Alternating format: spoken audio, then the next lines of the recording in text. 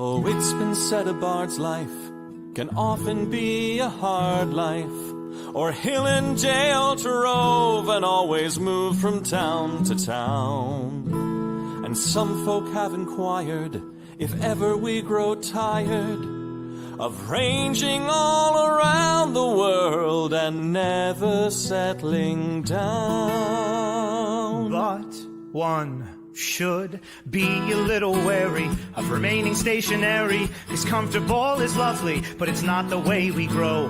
When life starts to unravel, pick up your pack and travel. You'll find a strange serenity in places you don't know. Wriggle-dee-dum-dee-too-rat-terry-o-dee. There's so much to see beyond the open door. It's outward bound we go. Who knows what we'll find that we've never found before. Adventures waiting further down the road. It's waiting for you further down the road.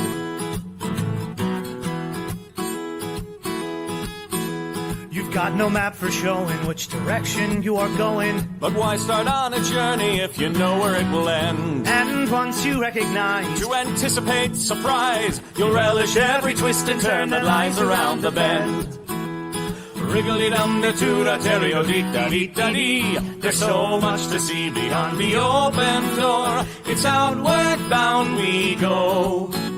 Who knows what we'll find that we've never found before. Adventures waiting further down the road. It's waiting for you further down the road. Lie-da-lie-da-lie-da-lie-da-lie. Lie-da-lie-da-lie-da-lie.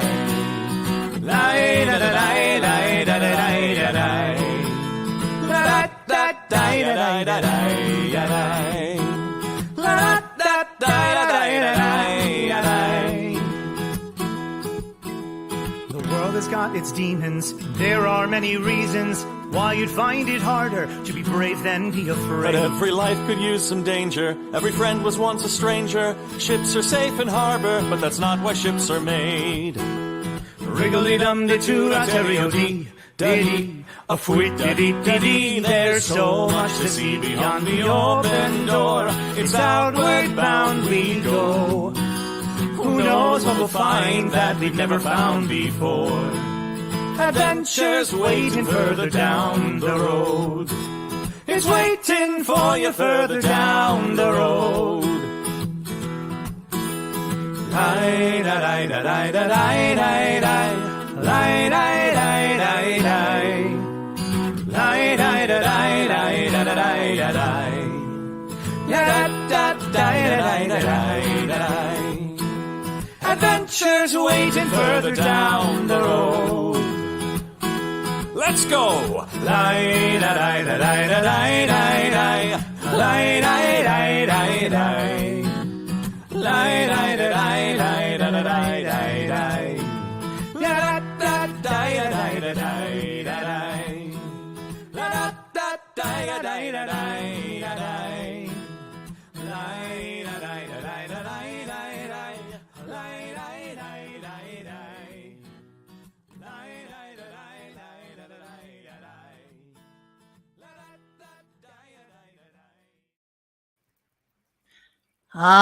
Good evening and welcome back to Nat 21 Adventures channel with the world premiere of the spooky game Nevermore. No, guys, it's okay. It's just me. It's Mab. I'm here to bring you back into the world of Ian Lemke's amazing game. I'm really looking forward to doing this little demo test play. And so welcome to Nat 21 Adventures. This is our very first edition. We have a couple of we have 4 sessions, I believe, and I am so not prepared to welcome you to the show. So what I'm going to do without further ado is bring onto the scene the one only narrator, the master himself, Ian Lemke. Thank you. Excited to be here. Tonight, we're going to be doing a demo game of Nevermore, an American game of Gothic horror, which is my new role-playing game, which is coming to Kickstarter this October. I guess we should really just jump right into it. Basically, the game is exactly what it sounds like. It's Gothic horror based on all the greats: Poe, Melville, everyone, Wharton. Yeah, why don't we introduce our players? Let me ask you a couple questions there, Ian. Tell us a little bit about yourself. What's your background? Where are you from? What are you doing? I guess I should do that. Just let us know what a big deal you are, really, is where I'm going with this. My name's Ian Lemke, as you can see. I've been in game design off and on for, almost 3 decades, beginning mostly with White Wolf. I was a developer for Changeling the Dreaming and Mind's Eye Theater, and worked on a bunch of other stuff for them. I've worked on stuff for FASA, Earth Dawn, went on to do computer games for a while, an MMO called Fallen Earth, and then Elder Scrolls Online, and then decided that I really didn't like doing computer games as much, and decided to go back to what I really loved. Since then, I've been doing a whole bunch of stuff, working on Star Trek Adventures, and I'm the developer for the Expanse role-playing game, and also designed and developed Talisman Adventures for Pegasus Spiel.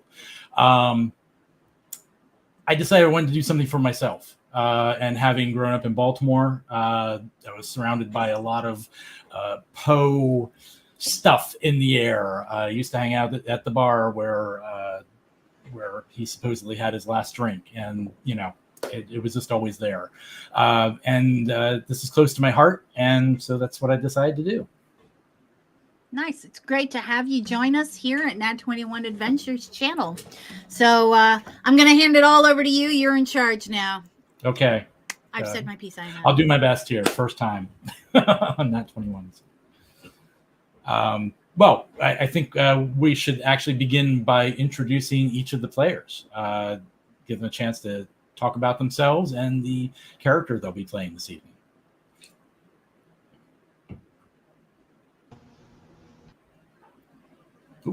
We're working on it. Just kidding. Hi, Katie. Hi, Ian. Welcome. Thank you. So tell us about yourself and the character you're going to be playing this evening. My name is Katie Downey, also known as Goblin Katie. I am a TTRPG streamer. You can catch me on 2 D&D streams, one on Sunday nights, D4 stream, and one on Thursday nights, Dawnbringer stream. Normally, I had to journey down this way for the excitement. But I am going to be playing Miss Kate Barrett. She is a socialite among the upper class and does a lot of schmoozing and talking to people. She absolutely loves talking to people and interacting with them and meeting them. Excellent. So who do we have next? Ooh. I'm here. Okay. Hi. Hi. Welcome. Hi. Thanks. So I'm Chris. A lot of you know me as Soft Autumn Ingenue. I am a regular on Nat 21 Games. I'm actually currently doing our Into the Feywild season right now, which is amazing and crazy. And you only know me from Into the Feywild. That's not my real hair. This is. So I don't know if I'm like stunning to some people. So I'm playing Miss Mary Mack, and I am a mechanic originally from Scotland. But I'm more of a tinkerer, if you want me to take a look at something, I've got you.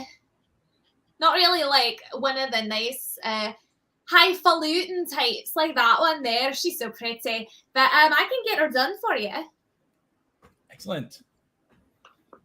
Thank you. So who's next? Haha. Oh. I'm Rachel Marshall. I'm an actress and writer and voice artist living here in the magic city of Birmingham, Alabama. I'm currently a talking head on General Geekdom. We're also doing our YouTube series, The Cultists, which is basically The Office meets Lovecraft. So mockumentary style. But other than that, I just am trying to make time to do more amazing things like this when we're not running D&D all over the place. Tonight, I'm going to be playing Miss Luna Ramirez, a glass blower based out of New York. I've come down to Baltimore to meet with the gals. Apparently something important's going on, but you can take me out of the city. I'll still have roots somewhere. And I don't really do the high class falutin thing. It's more riffraff and low class for me, but that's never been a problem before. All right. Hi, I'm Mab still. My character tonight is Madame Marvel. I am a medium, and I'm very well done. You get it, right? I'm just all kidding aside. I am a speaker of the dead. I know who's dead, and I have conversations with them for lucrative amounts of money. And sometimes they really are dead, which makes a whole world of difference. And then I don't have to make up the answers, I'm very good at my job. I have a little townhouse in the city. I love it. These are my friends, and they definitely have assisted me in times of need. Now, I would not say that I am flush. It's very rude to discuss how insanely wealthy I am. But I am not. I am not. Thank you, everyone. I am so glad I'm not going to try and do accents tonight, because with all of you, I just get it would shift to all kinds of different things. So for those of you who aren't familiar with Nevermore, I'm going to give a little bit of a rundown on the game. I'm not going to take too much time with that because I want to get into the story here. But I'd like you all to know what's going on behind the scenes. The core conceit of the game is that the player characters, or protagonists, as we call them, are all members of a group called the Esoteric Order of the Illuminists. The Order's goal is to seek out and resolve and destroy, whatever you want to call it, places known as Aetheros. And in this world, there is something called Aether. And Aether is what allows magic to happen. It is also what allows magical beings to exist: ghosts, goblins, werewolves, vampires, you name it. They tend to only be found in places known as Aetheros, however. And Aetheros means is literally of Aether. And in these places, the Aether pools and coalesces and allows bad things to happen, and almost always bad things happen, though you can use Aether for good, as some of the protagonists do. The story takes place in Baltimore City. The year will be 1888. This is a card-based system, so that's going to be a little bit different. We're going to be doing our cards over on Roll20 for this session. We may go to doing them physically next time, but this session we're going to be doing them over on Roll20, so I apologize you won't be able to see those, but we'll call them out and how it works. But basically, am I able to share my screen? I don't know. Does that Always a fun question in any setting. That's perfect. Great. There it is. So to just give a little explanation about the game, you have 4 qualities, which are sort of your stats: strength, intelligence, dexterity, that kind of thing, which are in this game Cardia, Corpus, Psyche, and Pneuma, all of which are related to a different card suit, as you'll see. There are also skills listed under each of them, and those skills relate to that quality. So generally speaking, when making a test using one of those skills, that's the quality you're using. Cardia is social stuff, social skills. Corpus, generally physical, combat, that sort of thing. Psyche is intellect and knowledge. Pneuma is practical knowledge and willpower. I'm just going to make a test. what the players do. Actually, let me pull up this one instead. You'll see next to each of the skills, there's little triangles that have a certain number of them filled in. When you make a test, you get to draw as many cards as you have triangles. So if you have three levels in the skill, you get to draw 3 cards. And what they're looking for is to let's say in this case it's a persuade test and they're using Cardia. What you're looking for is any card that is 4 or under in that case, or a heart, and both of those are a success. If it is both a heart and a 4 or under, you also get what's called fortune tokens, which can be used for a wide variety of things. It can be spent primarily it can be spent right away for an extra success. It's used to activate their mystical powers. There are 7 factions within the esoteric order of the Illuminists, known as cabals. Madame Mavo is of the Theragists. Kate Barrett is of the Ravens, who sort of deal with high society and solve any problems therein. Mary Mack is a etheric engineer, correct? Yes. Which they have her character sheet up on the screen. And etheric engineers use the aether to construct cool steampunk devices, essentially, except for instead of steam, they use the aether to power them. And I'm sure you'll see 1 or 2 of those spring out during the game. And then finally, Luna Ramirez, who is a rook, which is sort of the counterpart to the ravens. They're sort of 2 sides of the same coin. The rooks deal with the underworld. So if there's something you need done, in the underbelly of society, they deal with it. They also have powers of shadow and that sort of thing. But you'll see how that works later. I think, unless any of our players have any questions, we should just go ahead and dive right in. Let's do it.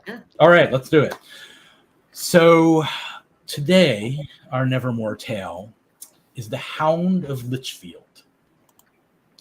Our story opens on the morning of Friday, October 26th, 1888. All of you are currently gathered at your lodge in downtown Baltimore, which isn't too far from the harbor, browsing through periodicals for any sign of Etheros incursions or etheric activity taking place anywhere in the city or beyond. A little bit about the lodge. Every chapter of the order has a lodge, and they're sort of scattered about the country. There's only a few in America, but there are some. One of them is in Baltimore, which is the one you belong to. It's a 3-story row home in downtown Baltimore, just a few blocks from the harbor. There is a single servant, Edmund Krause, maintains the lodge, keeping things clean as well as cooking and attending to errands and other tasks. The first floor consists of an entry parlor, a dining room, a kitchen, water closet. There's a small courtyard out back where Edmund grows some herbs and vegetables. Upstairs, there's a small bedroom where Mr. Krause stays. And there's also study, some extra bedrooms, library. If any of you have a workshop, maybe in the basement here, or if you have a library, it's probably here. You also have access to a horse-drawn carriage and 2 horses that are kept at a stable a few blocks away. You get all the periodicals and magazines and such from all over the East Coast delivered here, and gather once every week or so to just sort of sort through things and see if you come across anything that looks unusual. Or occasionally people come to you. In this case, you, while browsing over your periodicals and the like, you've come across an article called The Black Hound of Litchfield by James O'Malley. And I'm going to make that visible for the players right now. Should be. Got it. You got it? Mm-hmm. Okay. And here's part 2. Okay. Would you like me to read this? Yes, please. On my way back from visiting family in Montreal, I decided to take a roundabout route and do some sightseeing. During this journey, I found myself in a small town of Litchfield, New York. It's a quaint and quiet town of about 750 souls, most employed in the prevalent lumber industry. There's also a thriving pear sales industry and quite a few skilled craftspeople of various sorts. The land is quite scenic and full of wildlife, attracted to the... I am sorry, I can't read that. Here, let me, Sorry. nope, that's fine. Oh, there we go. Figured out how to enlarge it. Okay, yeah, you got it. Yeah. Is that Massawappi. Massawappi Mine, which covers much of the land to the north of the town, on the other side of the Bog River. As I enjoyed a hearty meal at the Thirsty Moose Pub, what a quaint name, I engaged some of the locals in conversation. All of these backwoods townies have their own stories, myths and legends that stir the soul and get the creative juices flowing. But this one, dear reader, the story I heard in Litchfield is not for the faint of heart. As I listened, I felt hairs on the back of my neck stand. The fervor and conviction with which the locals tell this story made me consider for a moment that it might be real. But only a moment, mind you. Yet, leaving the supernatural elements aside, I was able to ascertain for myself the story had enough truth to make one ponder. Before I begin my tale of terror, you might want to take a sip of your tea, coffee, or something stronger to fortify yourself. And be warned, this yarn may not be for children or the faint of heart. In talking with locals, I quickly learned that they held tight to a legend that I had heard many a time as a wee lad in my native Ireland. You see, Litchfield had its very own black hound, or is it Barghest, as my very own... Sorry, this is a little blurry when it's enlarged. If you like, I can take over with Yeah, because I'm having trouble making out some of the... I understand. Sorry. No worries. Let me just pull it up real quick. And... All right, where were we? Okay. Litchfield had its very own black hound, or Barghest, as my very own Mamio would call it.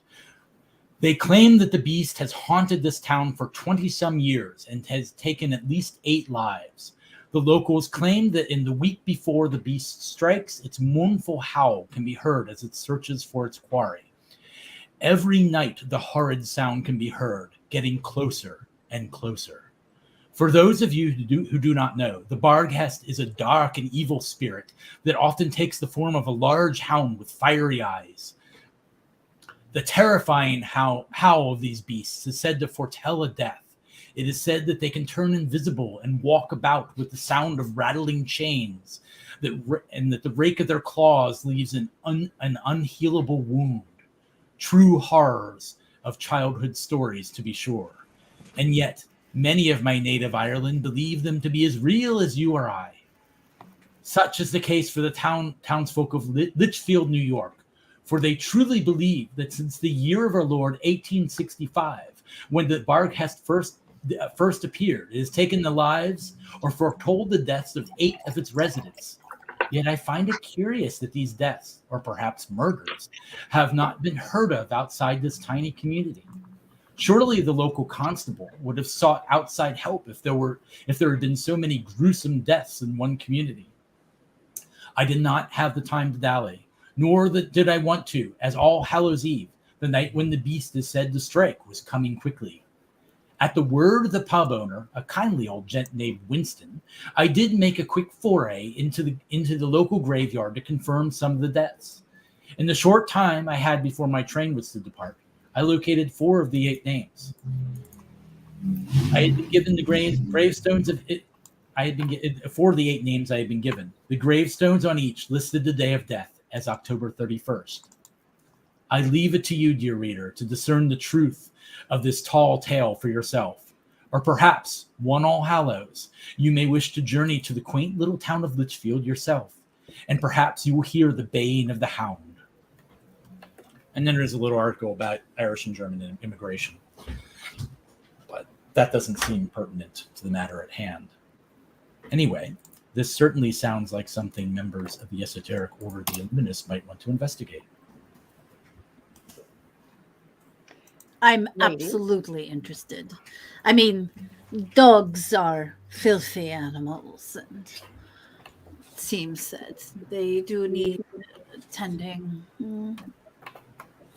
I don't know. I'm not quite sure that this is something that we need to investigate, because my eldest brother Colin wants to comb a big shaggy mat, and he caused a lot of problems as well, but mostly just he brought fleas into the house. But it could just be a regular dog and everyone's making it out to be more than it really is.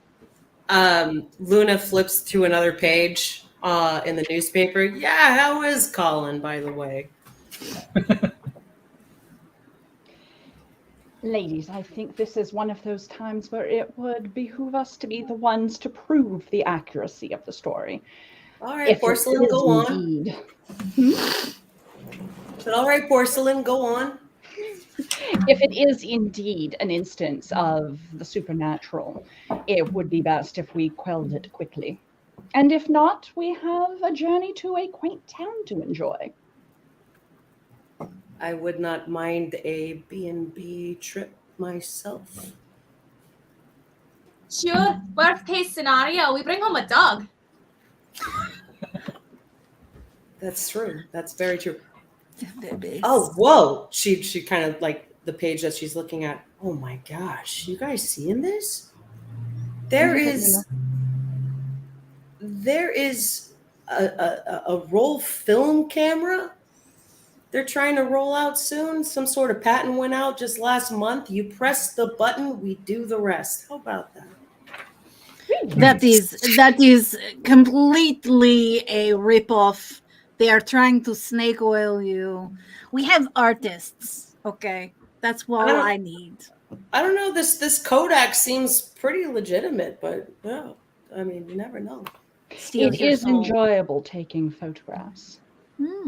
I dabbled in a little bit of it. So we're seeing this. Yeah. I mean, it's enough to get like a full main page, gals. So Well, it's more in the editorial section, but yes, but it's a good lengthy article. Things you might. I mean, you could do a little more research on Barghests. It's early afternoon, you could see about heading up that way.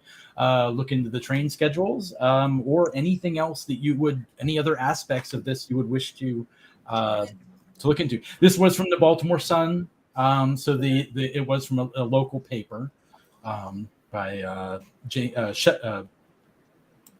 O'Malley. Ian, I know that Luna's kind of more based more in like the heart of like New York City proper at that time. Mm-hmm. But with this I guess township being in New York, is there any way she might have heard at least about the town? Yeah, maybe. It's a small mining town of no real note. Again, well, I tell you what. Do you have history as a skill? Ooh, let's find out. If you do, because you're sort of from the area, I'll let you make a test. If not, then you'd have to do some research on the town. I History. don't. I don't have Or that. you could go to the local library and see what you can dig up on the town of Litchfield if you want to. Actually, I have, if I may have idea, why do we not just inquire directly with the woman who wrote the article? Oh, James Person. James O'Malley. He's a darling man. We can certainly reach out to him. I would like to reach out and so I can get a read on him and to know if he is speaking the truth or not, or the truth as he perceives it. So Yeah. would that be going down to the? You want to do this in person? Or are you going to? I mean, there are telephones, but it's a little bit shaky right now. Actually, need trying to to reach see someone on the them. phone could be. Why don't we all see if we can go to dinner with him? He has a healthy appetite. I assume we could be arranging something. Okay, I will actually say, curiously, you actually know a lot of the reporters at the Sun offices. You've never personally met James, which is actually unusual. Now, I haven't personally met him, but I have it on good authority that he is discerning. I mean, he is a reporter, so he has to be able to read people to an extent. If he's given thought to the accuracy and validity of this story, it's probably worth sitting down with him. I can send an invitation if you all would be up to meeting with him. Yeah. What color are his eyes? That I don't know. I only know him through conversations I've had with some of the other reporters. Can we find out? Well, if we meet When him. we meet him. Okay. Yes. Excellent. I'll make arrangements. Okay. So you're going to send an invitation? Is that the Yes. the plan to Yes. try and get James to come to you? Yes. I'm going to invite him to one of the nice supper clubs in the area and make a reservation for a table for 5. All right. And I'm going to rely on the fact that I have a what is it called? A reputation for being a well-known and respected socialite. Yes, you do. Okay. Let's say, yeah. All right. Hey. You send the invitation. You receive a letter back that he agrees to meet with you that evening at the supper club. Oh, excellent. Accepts your Ladies? invitation. We have a date. And I assume, Mary, you'll be able to discern the color of his eyes. Oh, that's great. I better go scrub my face. Maybe clean up the It's a little bit. smudge. Yeah, A little something right here. yeah, got it. Perfect. Ian, Yes. is my friends in low places a fortune cost? I didn't see it in this layout, and I wanted to double check with you on that first. Is it a what? I'm sorry, Like I'm looking at my Cabal gifts, and a Right. lot of them will usually have a cost of fortune to it, but this one, friends in low places, No, that doesn't. that It looks one like does it's a not. streetwise check. Okay. Yeah, that one does not actually require Good to know. a test. I mean, I'd really love to see if, especially as we're as excuse me, Kate is setting up where we're dining. If maybe I could see if there's anybody on a street level who could kind of just keep an eye on things outside of where we are meeting. And if that's not a pertinent role right now, I could do it later, but I wanted to ask first. yeah, absolutely. You could. I mean, do you want like some street kids to just sort of keep an eye out and make sure nothing's. Yeah. It would kind of be almost one of those things where she would like step outside of like the meeting house here and maybe she's rolling a cigarette or she's just getting some air or something, and then just like hey, come here, and Sure. just kind of conscript. I'm not going to require a test for it unless it becomes pertinent. Okay. So, but yes, It's just you set up an arrangement to have some people watch, keep watch for you basically. So if anyone suspicious comes in, they'll sneak in through the kitchens and give you a warning. Perfect. All right. So anything else you want to do before evening other than get ready and that sort of thing? I think it may not be a bad idea to research these hounds a little bit. Okay. Since we don't have a familiarity with them before we go into this meeting. I'm not sure if any of you have a library, but the Enoch Pratt Free Library is located just a few blocks away. Anyone care to join me at the library? Most definitely, please. I'll walk with you, but I don't have any reading on my mind right now. I'm gonna So, walk with you. I got the a library question. is. Oh, sorry. Mary, Oh, The yeah, library no, is-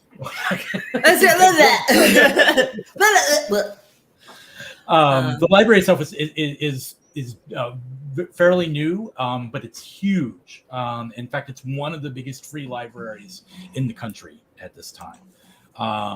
Lots of resources. You've got everything you might want there. If you all are going and doing a little research, who all's going inside? Who all's going into the library? Okay, I'm so not three of you. going. I'm not going in, but I'm going to pull Kate aside before they head in. Go ahead and do that. Okay, all right. Yeah, it'll just kind of almost be like there's almost like something very resigned from Luna, where like as they're heading in, she just kind of like pinches the sleeve of whatever jacket or shirt Kate's wearing to kind of hold her back, and then just like, look, I don't really do these supper club things, so like, what do I do with this?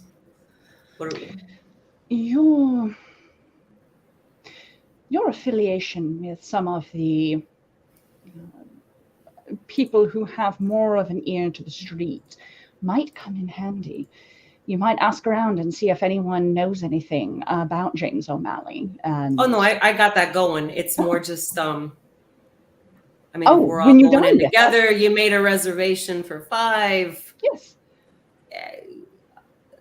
I don't look. What do I do with all this? If I might interject for just Oh, a hey. moment, Yeah. may I want you to know that you are perfect the way you are, and anyone who has any issues with the outer trappings is a fool, and Oh. we will destroy them. So look, I'll probably be wrapping up a workshop thing. I mean, it's like the heat of the surface of the sun in there. So just whatever I'm wearing, I'll just go in and have some canapes about it. That is Certainly. entirely up to you. But if they cross you, they cross me. it might draw attention, but you will be in outstanding company, and I can arrange when we get there for us to have one of the private rooms. It just takes a little bit of a greased palm. I can work with that. Okay. All right, you go do reading. Also, Mary, same applies to you if you're here, which I don't know if Mary is here. Miss You're all- Mary Mac. Yeah, you're all at the library. So. Same Don't thing. worry, Luna. We'll take care of it. Yes. No one will Oh. mess with you. So, if a group of you are working together to do a thing in this game, you can do what's called assisting. And any number of people can assist depending on what the task is. In this case, all of you can pretty much pour through the library. So what you'll want to do is choose one of you who's sort of the leader in this, who's organizing it, the best researcher. I don't have research, so if one of you does, okay. Well, do you have It's another not a means motto. by which you? I'm want sorry, to it's try to two look for information? triangles. I mean, there might be other ways you could go about it too. Okay. But in general, the way that works is one of you is the leader, and whoever has the best research probably. That person makes a test. If they get at least one success, anybody assisting can make a test as well, but they can only contribute one card to increase the number of successes. Okay. I have two I think triangles. Margot is the lead. Or Mary, What was you said that? you have 2 as well? I also have 2. Well, whichever one of you would prefer to be the lead on this. I Probably would whoever has the best psyche then would be the best. Oh, 5? Oh, that is not me. My psyche is 5. Is that the best or the worst? You're both the same. So choose I amongst have you 4, who's so going to- 5 is not the worst. Why don't you go ahead, madam? Because I'm also, while you're pouring through these looking for big scary dog stories and stuff, I'm going to be looking for the not so scary dog stories because I'm still convinced this is just the big mutts. And Katie, what I would say is being, who you are, a raven, and having all these wonderful social skills. What you could do is, sort of try and charm the librarians into helping you. Okay. Get people to, you could ask questions, and the other two might, give you what you need. So I'll allow you to assist in that way. Okay, great. Depending on which way you're going about it, you could use persuade, you could use charm. I would actually like to back her up because that was kind of the direction I was going to take too, of just like going to the librarians and being like, hey, this is what we're doing. Then you're part of this, but still, Madame Mava will be the lead in the thing. So go ahead and make your test to begin with, because you do have to get at least 1 success. Let me see if I'm you doing get to draw this 2 correctly. cards. Do you? We talked about you can spend grit to draw additional cards. Do you wish to do any of that? I'm just gonna do the regular drawing of 2 cards. Let's do it. I am drawing 2 cards. Okay, throw them. I don't even know where the cards ended up. You need to drag them onto the table. I see. Okay. If you can grab them. You Come look just on. above your name. Yeah, I'm not sure what happened there. They went into your. Come on, you bastard! 1, 2 There we go. cards. Okay. Yeah. Yay! Okay, So- and you're moving them around, and it's just Yeah. that my mouse has started to die. So you have a Murder 2 on the mouse. It knows. So there's a 2 of hearts and 8 of clubs. You're looking for a 5 or under or spades. So you do have a 2, so you have 1 success. Now, anyone. Excellent. So Nailed we'll it. start with 1 success. Anybody else who's assisting, like I said, can make a test as well. This will be a good show of how this works. Ian, if we're assisting, is it like limited to the number of pips that we have in a certain section? I might have missed that. If you're assisting talking to the librarians, you could use charm, you could use persuade, or if you have some other method of going about it, you could Charm intimidate looks good. them. Okay. Yeah, no. So go ahead. Intimidate the librarians. No, they don't get paid enough for that. So go ahead and make a charm. Draw as so many that's cards 2 as you have cards? charm. Okay, Yep. gotcha. All right, we're on it. Here we go. Do I draw 1 or 2? And zoop. Oh, I see. So you got So I draw 2 as well? whatever your charm I have or 3 in charm. so you get to draw 3 cards. Oh, okay. I thought when you were Oh, wait, assisting, no, I I have only 2. drew 1. It's the number. It's the however many triangles that you have is how many cards you get to draw. Well, that's not good. Actually, it is. The Joker. Oh, wait, that's right, because charm is red. Yes. The way Jokers work is if you draw a Joker of the same color as what you're looking for, you get 2 successes.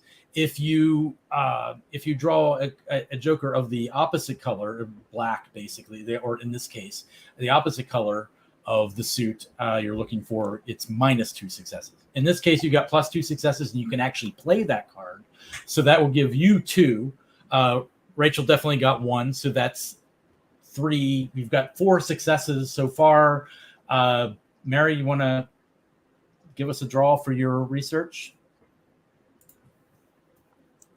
You can delete all these. I think you're going to do pretty good here, though, as you've got 4 successes. That's 5, 6, and you know what? You can keep that as fortune because you don't need 6 successes.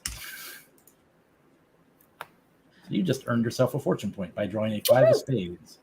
So which one are the fortune points? Those little round things Yep. at the bottom? Yes, I have fortune tokens. Oh, I didn't. You were off. Am when I not allowed fortune tokens because I am so powerful? Exactly. You have all the fortune tokens. No. There's your fortune. Sorry about that. Oh, I'm getting it. And just so folks watching know, basically at the beginning of the game, each player starts with 1 fortune, and the narrator begins with 1 fortune for every player. So I have 4 to begin with. And there are a limited number of fortune tokens in the pool, basically 5 for each player. And if they all run out, there's a problem. Anyway, we'll get to that if it happens. So you all spend the afternoon, pouring through the library. 5 successes. You come across a bunch of stuff fairly quickly. Actually, with 5, I'm going to say you stumble across some things about black hounds as well. But Litchfield in particular, you come across a few books that talk about different things, and a few legends. One of the legends you come across is from the Revolutionary War. It describes a full company of British light infantry called Pierce's Rangers, led by Captain Geoffrey Pierce. He pursued a group of Continental militia into the Masawapi Mire. Mire is a big bog. They were never seen or heard from again. Some claim they become stuck in the mire and died. Others say that the company defected. The company defected to the colonies. You find a little bit about the origins of Litchfield, the settlement in the region. There was a settlement. The original settlement in the region of what is now Litchfield was built around 1750, when 4 families moved to the region and began farming and harvesting peat from the Masawapi Mire. They named the town Little Bethlehem at that time. The village grew to at least 8 families over the next decade. However, in 1761, the village burned to the ground, leaving no survivors. Is there any note as to the cause of that fire? No. Okay. There were no survivors. So, oh yeah, that's a good point. We don't have modern forensics. No. Who's gonna tell the, It was who's gonna tell the stories, man? fire that caused it. The most recent version of Litchfield was founded by the Litches, the Litch and the Field family. There's a bit about them. The descendants of the 2 founders, Theodore Parsons and John Litch. Parsons is actually a descendant of the Fields, name changed due to marriage. Marriage in the background. But anyway, Theodore Parsons and John Litch have been fast friends since childhood. However, their friendship ended when Theodore left the Union to join his new fiancée in Georgia and join the Confederate Army. The 2 met again during Sherman's march. They met again just outside of Atlanta, and they dueled. John Litch was the victor of this duel, leaving his former best friend dead. Accounts say John Litch gloated quite a bit about his victory and took a trophy from Theodore Parsons, which was a gold watch. So that is most The of what... gold watch is very important. Very important. How so? I could just be making that up. I don't know. I'm getting a vibe. About this gold watch. Yeah, your vibes are usually very accurate. They're sometimes accurate. Yes, of course. Given how many successes you got, I would say you also stumbled across some information about Barghests in general. As described in the paper, they're known to be black hounds or hellhounds or Barghests or mythical black dogs with fiery eyes and large, sharp teeth and claws. The legend originates in Ireland and northern England, although they have been reported in the Americas by immigrants from those regions. In some stories, the mournful howl of a black hound predicts the death of someone who hears it. They're sometimes invisible and can only be detected by the sounds of rattling chains in its barks and howls. Also, curiously, sorcerers have been known to summon hellhounds as a curse or to exact vengeance. In these cases, the sorcerer uses something personal with the victim to allow the hound to track them. If the hound is summoned, it must be banished, or it might well return and inflict further harm. And does the information on banishing a hound occur anywhere? No, not in the library. Not a common thing. So that takes pretty much the rest of your day, pouring through all of this. And I will tell you, actually, you have earned yourself 2 telltales as well. Yay! This is a word I am not knowing. Yes. Telltale. I should explain that for you and everyone else. Nevermore uses a system called Telltales and Revelations for resolving the story. Now, you may be able to come across how to end things on your own, but this sort of guarantees that your characters can figure out what's going on. And during the course of a story, you will collect what are called telltales, generally through doing research, meeting people, learning things, encountering things, and that sort of stuff. At any point, once you encounter an Atheros, you have to be within the Atheros to do it. You can attempt to have a revelation. And I'll get into exactly how that works when we get to that point. But if you have a successful revelation, at the point at which you encounter whatever it is that will resolve the Atheros, whether that be killing a beast, destroying a cursed object, righting a wrong, not wronging a right, which is what I said earlier. All kinds of possibilities for how an Atheros can be put to an end. But you'll know what it is for sure once you encounter it if you've had a successful revelation. Obviously, you as the players may figure out things on your own, and that's fine too.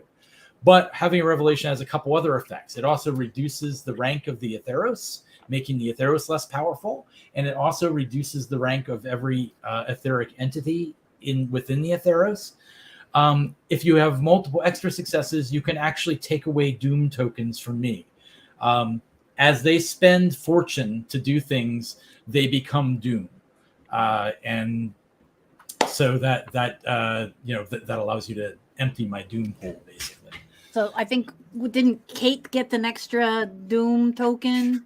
She got an extra fortune token, so Yeah. she has 2 fortune at this point. And if you did not spend it, then it would be, or if you spend it, it goes into It becomes pool. 2. Yeah, it goes into my pool. Exactly. Right. So you spend that fortune token to activate an ability. Right. Or do something else. You can also spend fortune for additional successes. If you spend that fortune you get right away upon earning it, it doesn't become doom. It just goes back into the pool. Gotcha. So in that case, I guess I need to spend it. No, You already put it in your pool. It's too late. Okay. Empty my doom pool as Ian's favorite toast. empty my doom pool. And also, I think, Ian, you put the extra token in the wrong doom pool. Yep. I mean, in the wrong fortune pool. Did I? It goes to Christina. Was it Mary Mac that had the extra? No, I didn't get an extra. Mary Mac had the extra. No, it Yeah. was me Can you first. guys- and not the- Can you Yeah. change your roll 20 names because we have like so many Kates, Katie, Kristen, too many Yeah. K names. Lots of Ks. I got it. Next Dude, week, I'm not- I will be Katrina. Another thing you can spend fortune on is to reduce the time. So say, I say this is going to take 6 hours to do this research, but you didn't want it to take 6 hours. You could spend a fortune to have that time. So I have a lot of different. Gotcha. So you have done some research at the library.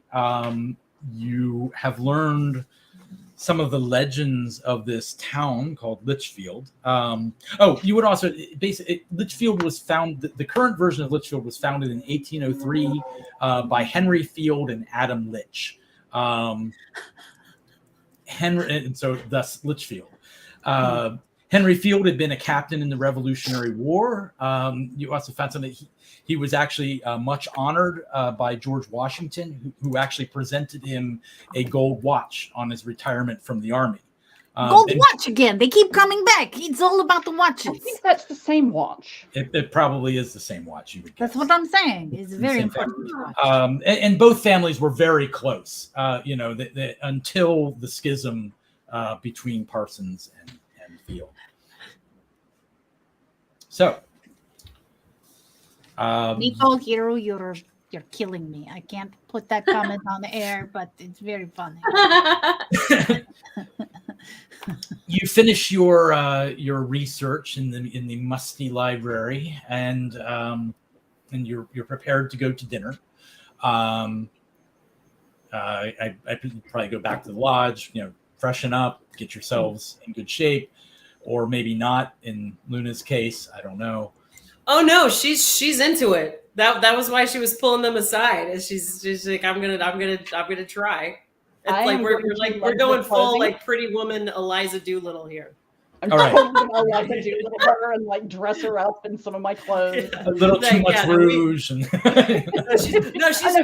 polished. is immaculate. She's Okay. polished, but you can only hope she doesn't open her mouth, sort of situation. She cleans up pretty, but don't. Now repeat after me. The rain in Spain. The rain in Spain. Ooh. It's Stays pitch mainly perfect. on the plane. Falls mainly on the plane. Nailed it. I see it's Perfect. perfection. See, she likes it. She likes it. I mean, I got this. Look at It's me. a very good effort.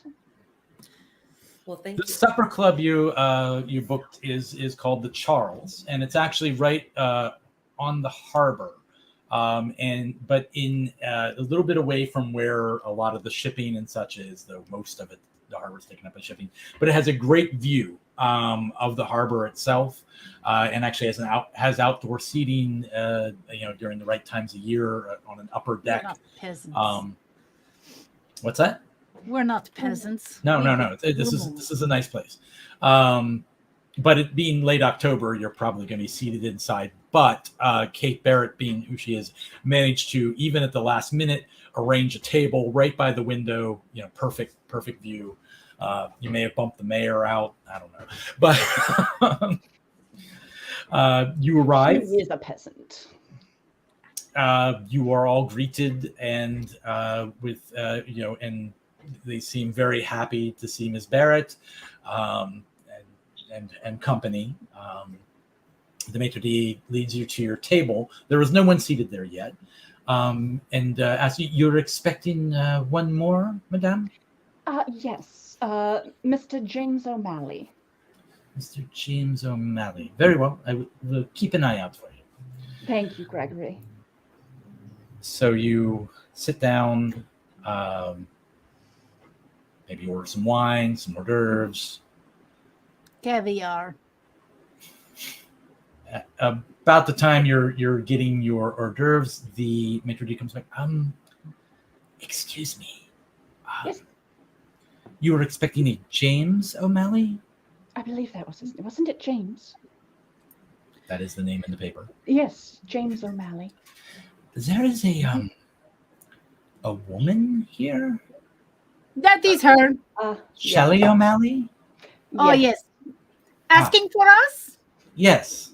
But Yeah. as it was not a man and not James, It's assumed that our should first happen. occasion meeting them, and I believe they're using a pen name, perhaps. Very well. Leaves. And then you see a woman wearing not nearly as nice, closer to Luna's dress than Kate's or Madame Mavo's, but something rather simple. Those of you with any kind of notice skill probably realize you see the ink stains on her fingers, which she tries to hold by hide by folding her hands, and she sort of nervously approaches the table and says, Miss Barrett? Yes. Hi, Shelley O'Malley. Shelley, it's a pleasure to meet you. She's rather tall, slender build, a redhead, with lots of freckles. I already like her. Right. I do too, because she is fleecing these people at the paper. I love it. She looks The like bi a energy at the table is strong right now. girl version of my brother McKay. Oh, how is McKay? How is McKay? No, Very he's great. He and Donald stopped fighting over that girl, but we'll talk about it later. Oh, very And, well. and since you asked, her eyes are green. Yes, I was great. Greener than Nessie's backside. Look Chaos. at that. Roll me. One halfpenny. And she, I know you. I'm not exactly who you expected, but I am James. That's my nom de guerre. I write for the paper, but you see, the editor he thought it would be best for me to use the name James, otherwise to be taken seriously. Exactly. Unfortunately, it's a bit of a rough go for women these days. Indeed. I hope I may still join you, and I Absolutely. presume you'll keep my secret. I assure you, we are quite discreet. Thank you. Would you care for some wine? Absolutely, thank you. She accepts a glass of wine, which your waiter pours for her. Just looks at, so I'm quite curious. Why did you invite me? I have heard your name in certain circles, so I couldn't refuse the invitation, as much as I thought about it. But No, never refuse us. I'm I assure quite you. grateful you accepted. Yes, definitely. We actually read your most recent article about the Hound of Litchfield, and we were quite fascinated by it. We hoped to discuss it more with you. I'd be happy to speak with you about that. And where can I begin? And she sort of launches into her whole story about how she'd been in Canada visiting some family there, and basically stopped at Litchfield. She goes on about her cousins for a while, and their business up there in textiles. But then eventually gets down to Litchfield. And what I'm going to ask for here is an interview test. Whoever would be leading that conversation, possibly Kate in this case, or maybe someone else jumps in, to sort of take the lead. I think that Luna will actually. I have literally no pips in interview. Okay. I think I will take this moment to maybe check in with my daycare that Sure. I set up a little bit earlier and just see if they've heard anything. My midnight daycare. That is the best way to call it. And Midnight daycare. oh, excuse me, I need to do things, and she just Yeah. All right. So I since would we assume have Kate's worked probably going to take together- the lead on this. Since What we was that have worked together, can we discuss like what we've got skill wise? Because we would be Sure, familiar? absolutely. Okay. Please do. I've got a 2 in interview. So if anybody can beat that, I'll let you take lead. No? Okay. Well, then let's talk. So if anyone else has interview, you may assist as well if you'd like. What if I don't have interview, but I have other ways of Yes, you could actually use charm to sort of warm her up, or if you have other thoughts on. I wish to know if she is lying or not. Would this be knavery? That would be guile, actually. I got Yeah. thoughts in guile. Let's That's do 2 it. successes Guile for- is lying or knowing if someone's lying. Gotcha. I'm going to keep that question in mind for future stuff. Good to know. Guile. Thank you. Well, let's start with Kate. Go ahead and did you wish to spend any grit? I'll just keep asking that before we. Oh wow, you can see this. That's awesome. That's what I just figured out how to do. Hopefully. I've Get rid of the got card. 2 successes. Oh, did you draw those two? Yes, the 4 Oh. and the 8. What was it was a 4 of diamonds? Was that, 4. or was it hearts? Don't remember actually. It was red. I remember that. Yeah. I'm not sure. Well, you know what? I'm just going to say it was hearts, and you can spend it for an additional success. Okay. Was anybody assisting in any way? Is checking to see if she is lying a way of assisting? It is not assisting. That would be its own thing. Okay. I'll use grit to get 1 more success. Hopefully. Well, you actually have to spend grit before Yes. you draw. Oh, okay. Sorry. So, but it's okay. You got 2 successes. That's good. Okay. 2 is usually what you need. It's sort of your baseline. Okay. Go ahead and make your guile test in the meantime. And I'll play it out based on that. Mob? Oh, sorry, Oh, I right. misheard the first Sorry, part. yeah, go ahead and make the guile test. Okay, so that's my dick. I draw. You can just grab them off of there. It works a lot easier. Oh, Yeah, okay. And Now pull that the them to mouse table. is working. Yeah, there you go. See it? 1, Boom, boom. There you 2. go. Okay. All right. So And that then- was What do I have in guile? My psyche is 5. Yep. So anything, and that's a spade. So that counts as 2. yeah. If you want to, I'm gonna go ahead and give you a point of fortune because pretty much it's pretty clear she's speaking the truth. She doesn't seem to be. I'm good. You know, I if I can like kind of do the stare. Mm-hmm. You know, the fortune teller, the medium stare that makes people uncomfortable sometimes. That way I know she's not faking it. Yeah, I mean, it seems to unsettle her a little bit at first, but then she's used to dealing with people a lot, so she kind of looks at you, for a moment, gives you a little bit of side eye, and then goes into her story, Okay.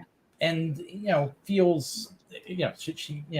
So I don't need to, but I don't need to spend this fortune. Is that correct? No, you don't, because she's being open and honest. You feel pretty good about that. Okay. And she tells you the story. She tells you, she found all the graves. She found 4 of the graves that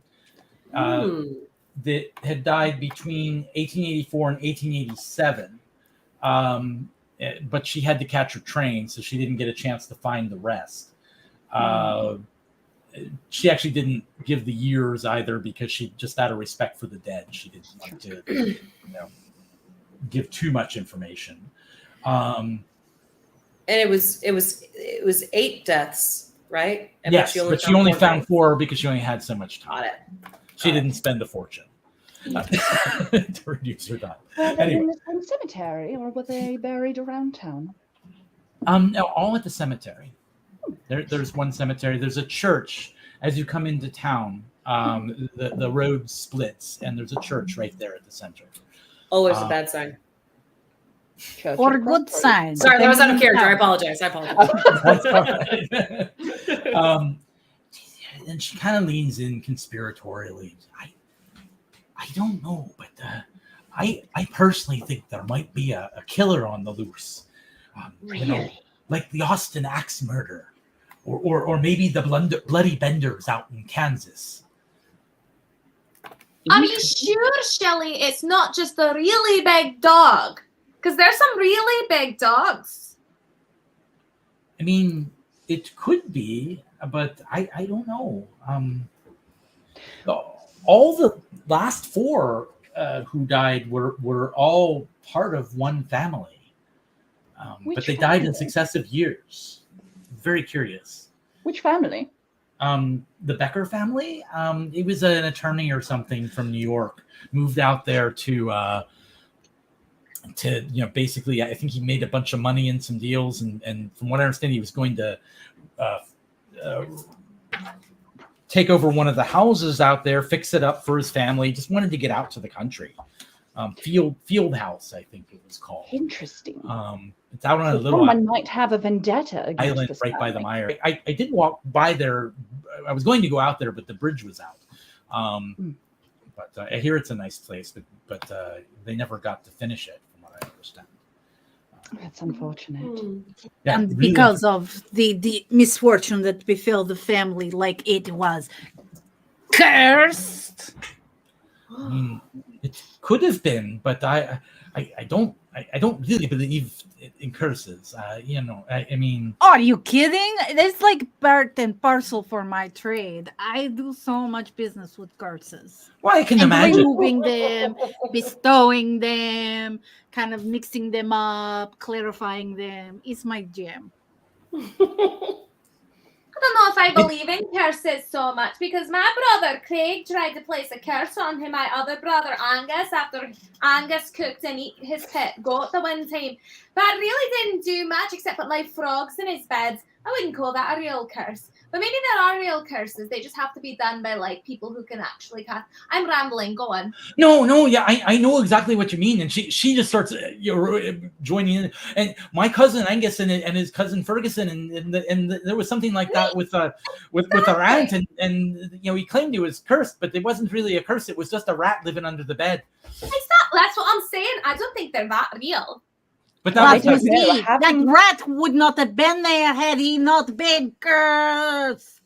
Having rodents in the house is a bit of a curse on its own. You see, Well, she understands. if you saw that side of the family's houses, you wouldn't you'd kind of expect the rat. Sometimes the Yeah. curse takes the easiest way in. You know what I'm saying? Curses can be very lazy sometimes. Shelley, did you happen to get the Bug. names of any of the locals who told you these stories? There's I think it's who was it? I talked to the gentleman at the Thirsty Moose, Winston Mayfield, kindly old chap. He'll tell you just about anything you want to know. Probably repeat a lot of what I said. But it was very, very much very sad because there are 2 surviving twins that are still alive from the Becker family. And what are their names? Their names, I honestly don't know.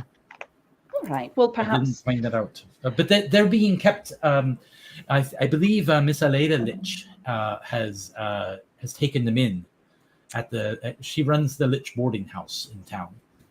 And I'm sorry. What was her first name? Aleda. Aleda. What a beautiful name. She's not the friendliest, but what can I say? Has she ever been accused of witchcraft? Not that I know of. Sorcery? No witchcraft. I do know the other names. If you like, the ones who passed away. Again, I didn't write anything about that because. Oh yes, if they were all. There was George. He was 46 years old at the time of his death. One can presume the father. Well, that was the father, George Becker. He was the attorney. And then there was Gregory. Next was the next to die, age 17. Michael Becker, age 14, and then finally his wife, Margaret Becker, just last year. Hmm. All the rest were 20, 30 years ago. And I apologize. How old was Margaret? Margaret was 43. And how old are the twins? 10. Are they working the edges down, Well, it goes down and then back up because the mother was last. Oh, the mother was last. Did someone take the twins in? I was saying Aleda Litch. She's the one who took them in. I believe she has plans to adopt them. No, that was very good of her. Does she have any children of her own? No, she's a spinster. No husband. Very No smart. husband.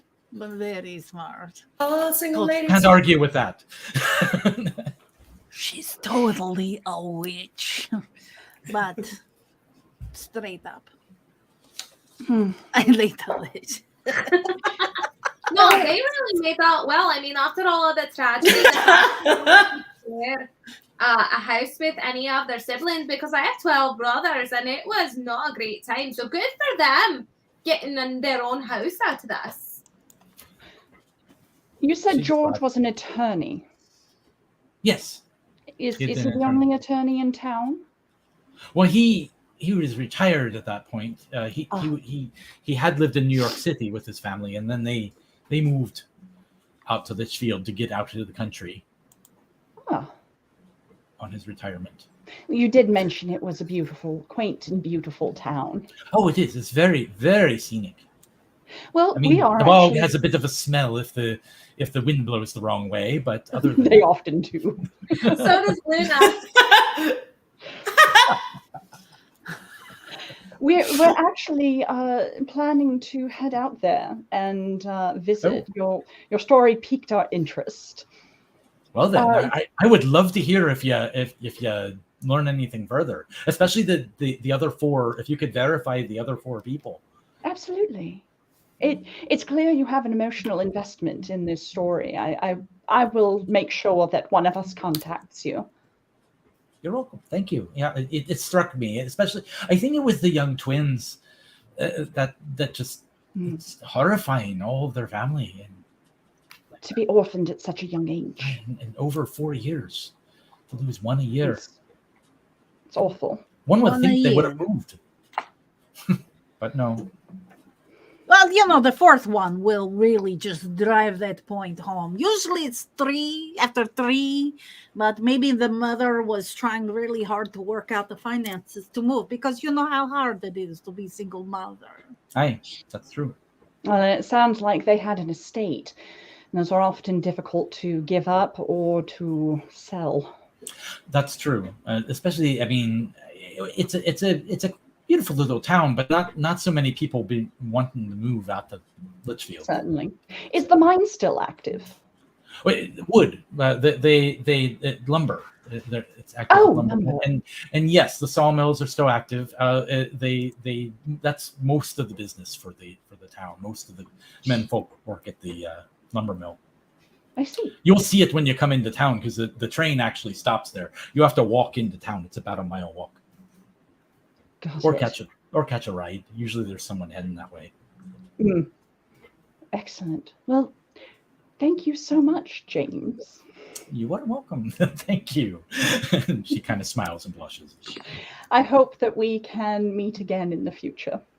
I hope so too, and I hope to hear of your adventures and what more you learn of this story. Perhaps I'll do a follow-up. Oh, that would be wonderful.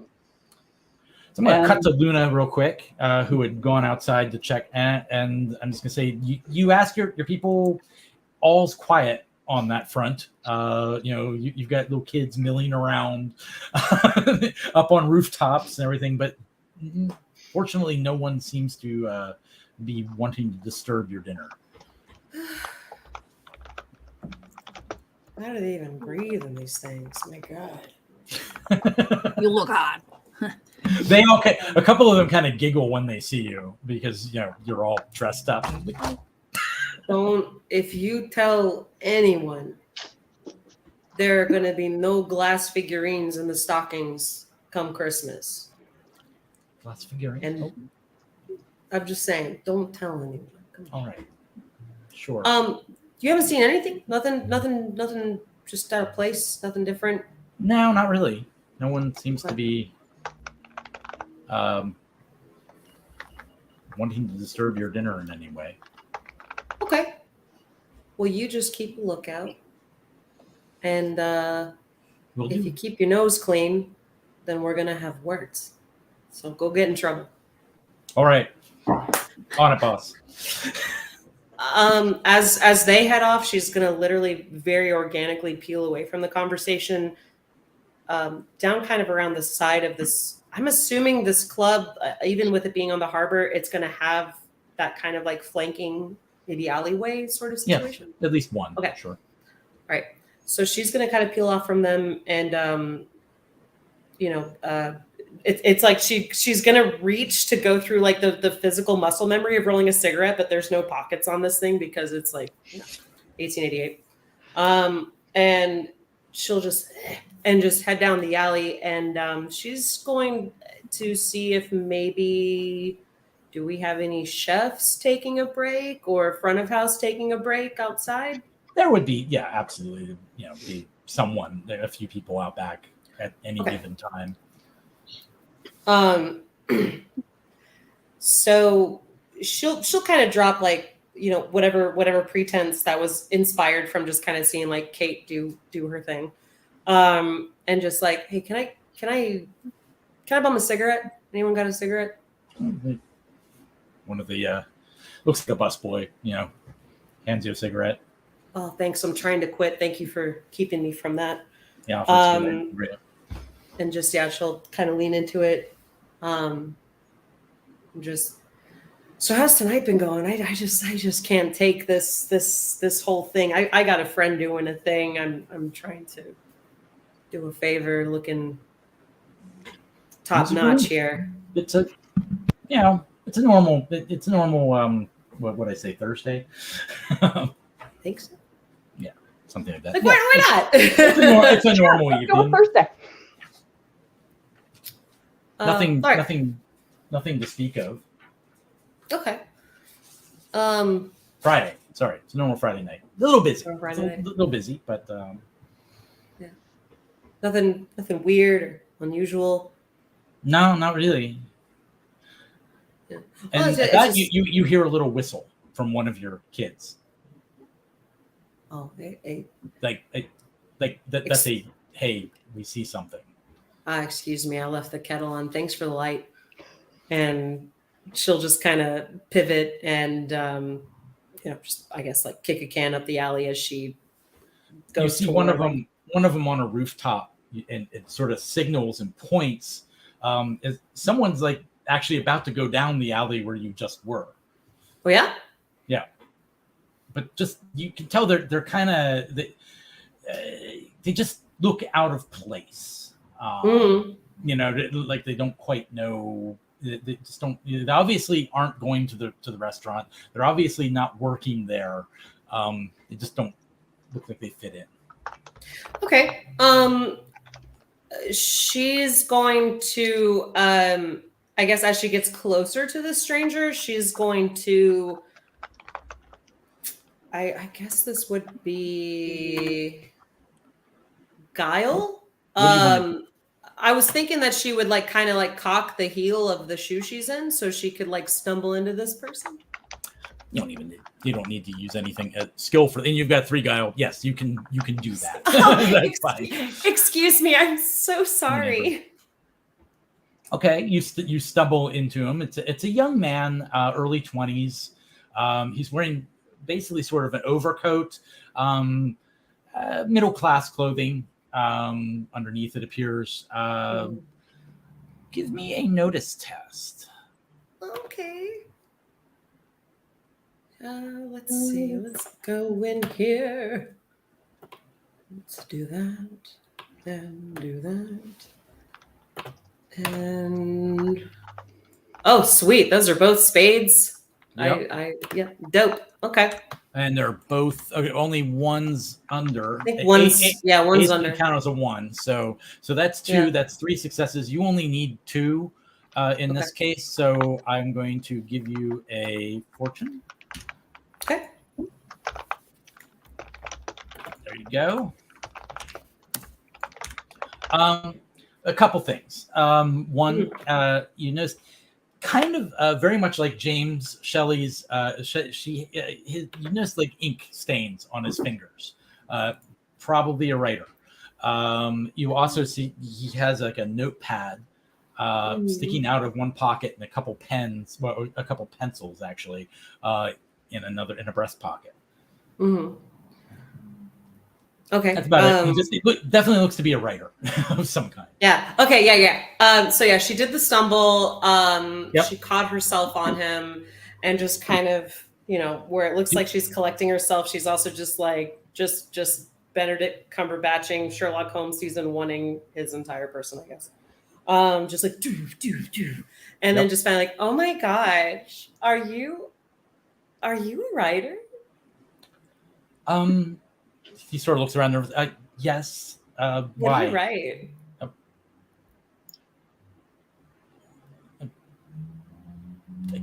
I'm kind of on assignment. Oh my god. What's your assignment? I won't tell anybody, I promise. Give me a charm test. Okay. Let's see. You'll need 2 successes. Come on, baby. Well, that was. He's like, I look. I'm not allowed to talk about it. I'll burn a fortune on that. Actually, we're gonna come out of the gate. Yeah, that would let you draw. Technically, that burning a fortune would allow you to draw an additional card. Okay. Let's do it. Okay. Oh, I hit the X button. So you can draw one more card. I will, I promise. I will. Okay. I totally hit the X button on accident. Hi, welcome to our gang. I hope everyone's having a good time as I bring it back up again so I can pull this card. You're watching Nat 21 Adventure. You're watching. You're watching All right, here we go. Nevermore. All right. Ooh, here we go. Here we go. Am I going to be punished? Oh, but it is one success. No, but it's not a success though. Dang. All right. No, it is. all right. It is. It's a heart. What it is. It's a heart. Okay, yeah. Yep. So it's a Picking it up, success. kids. We're picking You could it up. spend one more if you want to spend both your fortune, you'll get it. But that will be both of your fortune. You know what? I know that this ultimately goes to you, but we are kind of in like a highfalutin setting, and it's very much the beginning of like the second Indiana you'll learn Jones. more. So I'm burning it. I'm burning it. We have 2 other sessions at least. I'm burning it. All We're right. gonna do it. Do it. You need to remove. You need to pull those onto the table so I can delete them. I can't actually grab them. for some reason. What? I'm sorry. Okay, sorry. The What do I need to do? okay, the token's right above your name. Click on it, Yes. and your little box will okay. open, and then you can delete them. Oh, gotcha. Here we go. Cool. And meanwhile, I'll deal myself 2 new ones. I should be able to just steal them. I'm not sure what's going on, but that's fine. Oh wait, hold on. Boop. And, There you go. And boop. And, Okay, there we go. Boop. Well, okay, fine. Here. Oop. That's what came up. Anyway, he's like, well, I work for the Baltimore Sun, all right, and I'm trying to find out something because there's something curious about one of our reporters, and no one ever sees him. He never comes into the office. The editor protects him. I think something's up. Like he's like the son of the mayor or someone on city council or someone special, right? He's one of gotta Hodge's kids. Oh my god. Yeah. And I got a tip that he was coming to this restaurant this evening. Oh. Well, look, this isn't usually my scene, but do you need some help? Sure. I'm so bored right now. Anything to just break the night up. I don't even look. You've got to cover your own tracks. There's sort of I'll an help you cover aristocrat those. in there. Kate Barrett, I think her name is. She's the one who made the reservation, but she made but James's name was amongst those on the reservation. So if we can find her table, then James will be there, and hopefully I can figure out who James is. Or I don't know. How can you help me? Well, not everything is as it seems, especially with these people, right? I mean, look, let me see what I can do. Why don't you meet me at the bar in the next 15? All right. All right. I'll talk to you then. Okay, sounds good. I love your suit, by the way. And Thank you. she takes a few paces away from him and just like drops. And you drops say the you whole- don't know how to be a socialite. Eager young writer Nailed it. trying to expose James. Oh my gosh! Do you do poetry? No. No, she'll start heading back in. Like she'll kind of make sure that she's got enough clearance from him, and then like just drop that just swagger All right. as she goes back in. All right. So you go back in. Mm-hmm. And meet up with your friends here, or what? Yeah, no. She'll I think very kind of gently just hover over Kate's chair. Okay. And just like, man, I knew that you were upper class, but I never knew you were the talk of the town. You got someone sniffing around here. Really? Mm-hmm. Someone in the sun. And yeah, I'll relate to her the whole basically what our reporter, our Peter Parker, was looking for with James, and yeah. He's trying to uncover who James is, basically. Yeah. I think there might be a whole pronoun situation here that Well, she's sitting there when she hears this. She's like, "Oh my goodness! Shelley, don't Yeah. panic. All right, If anyone asks, you are James's niece. all right." He couldn't make it tonight, but he felt it rude to completely turn down the invitation. And so he sent you, as he had told you the details of the story that we were asking about. I still think it would be best if he didn't see me at all, because he might I do recognize me. agree. I agree. I with that. absolutely agree. So I did buy us a little bit of wiggle room. I told him to meet me at the bar in the next 15 minutes. There is a discreet exit that I'm sure you can take. I will not require a test of you even to be able to convince the wait staff to let her go out the back. So yes, you can absolutely arrange that. Okay. And she thanks you all, bids you all good night, and scurries out the back with one of the waiters. That's about 15 minutes is probably passed at that point. Are you actually meeting him at the bar, or are you all just gonna leave without talking to him again? I will stick to my plan of the bar, if anything, to buy the rest of the gals time. Okay.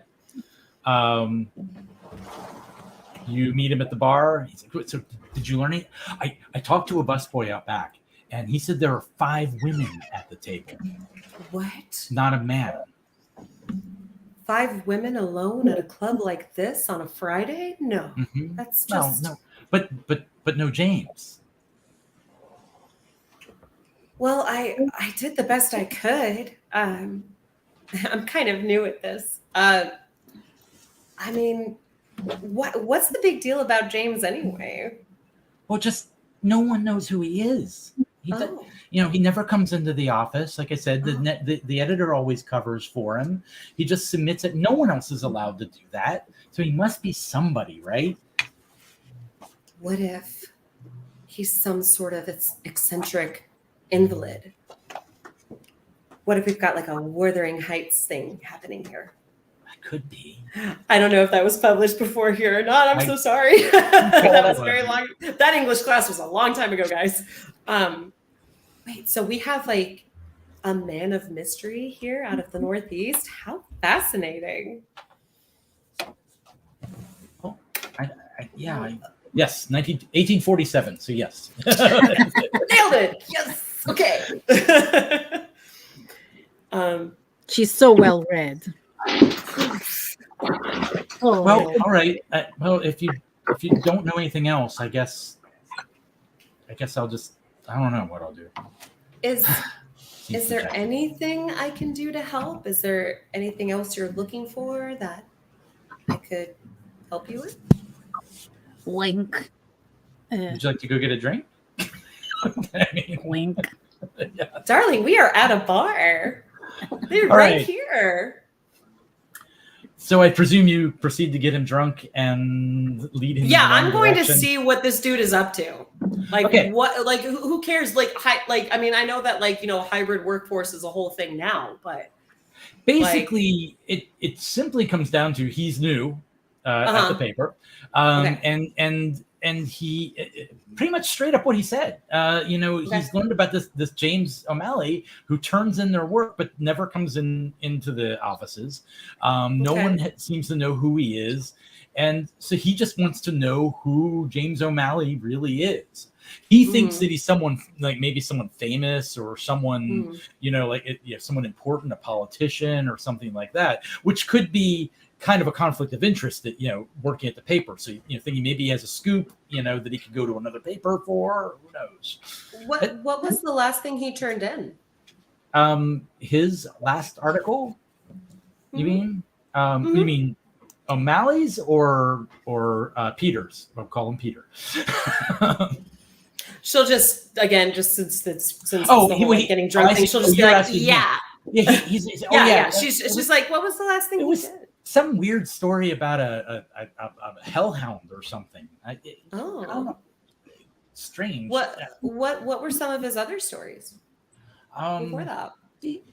tells you other O'Malley stories, which are basically all over the place, and usually special interest stories, or often about things like orphanages opening or special events, all that kind of stuff. Okay. Editorials mostly.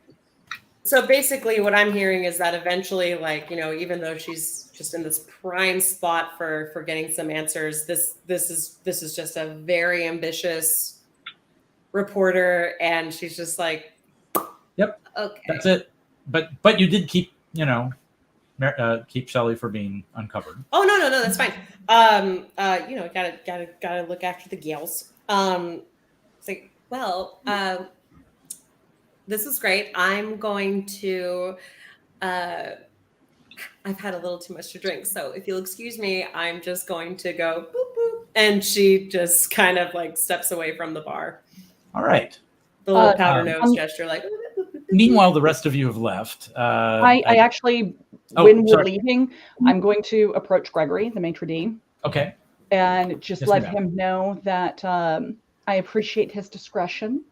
The woman who joined us was the niece of Mr. O'Malley. Ah, well, that's good to know.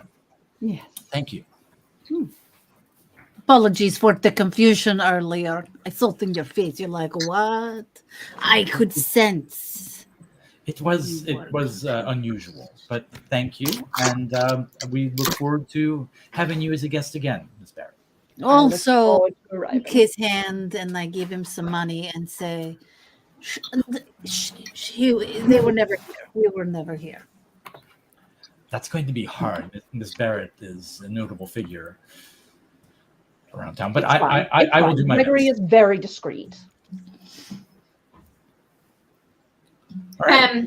I would like to stick my hands in whatever bowl of like nuts or chips or whatever there is. On my way out, I'm just snack on it. There's some mints. No, I'll take the whole bread basket.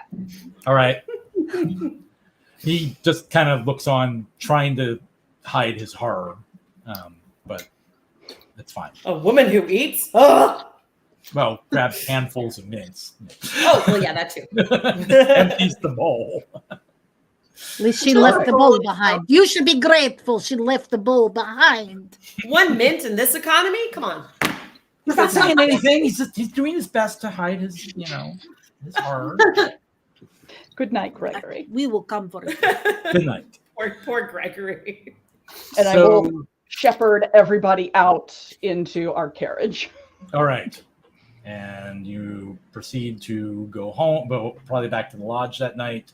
Were you looking at getting a train the next day, or was there anything else you went? Okay. Actually, how far is it to Litchfield? It's a good ways. Let's see here. Getting to Litchfield would be more than a regular carriage. It would be train. Train would be much faster. From Ian Limke, Getting to Litchfield. Getting to Litchfield. The only train to Litchfield, well, there is you'd have to catch the 1:30 northbound at Camden Station to New York City. It gets there at 5:45 p.m. And then the next train in the morning leaves at 9 a.m. You have to spend the night in New York City, and then the next morning you can head out to Litchfield by train. Okay. You could take a carriage and basically drive there, but it's going to take about the same amount of time. Plus, you're going to be riding in a carriage the whole way, which is not right. But we would have a means of transportation while we're there. That's true. That's true. That's a good point. Ladies, do we prefer the fast means of transportation or to have adequate transportation at our destination?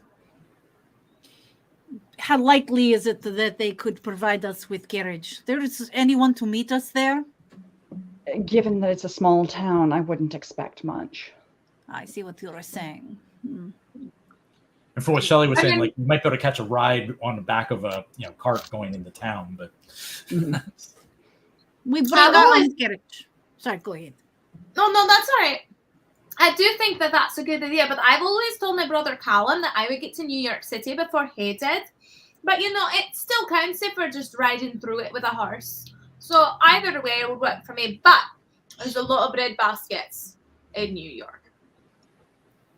I might could see who's available.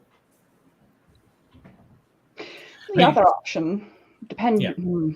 You could rent a carriage and horses in New York and ride out from there. That would be Let's another do that. option. You could catch the Alright. train up and And I how can far get is both carriage parts. from New York to Litchfield? How long is that? it's probably about 6 hours. Versus from carriage to Baltimore. If you go straight there Yeah, with the I'm rest, thinking triangle. stopping at an inn somewhere on the way, you'll get there about the same time. I'm just going to say. Okay. The travel time overall will be about the same. If you drive straight from here. If you rent a carriage in New York City, it'll take you about 6 hours. You could leave earlier and basically get there at roughly the same time because the train from New York City to Litchfield arrives at noon. Leaves at 9, arrives at noon. So, basically, there are different ways to do it. If you wanna Okay, take we your- take one of those ways.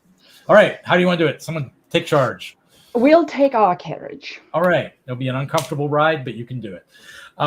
Is one of you driving the carriage, or are you going to have your servant Kraus, Mr. Kraus, drive the carriage?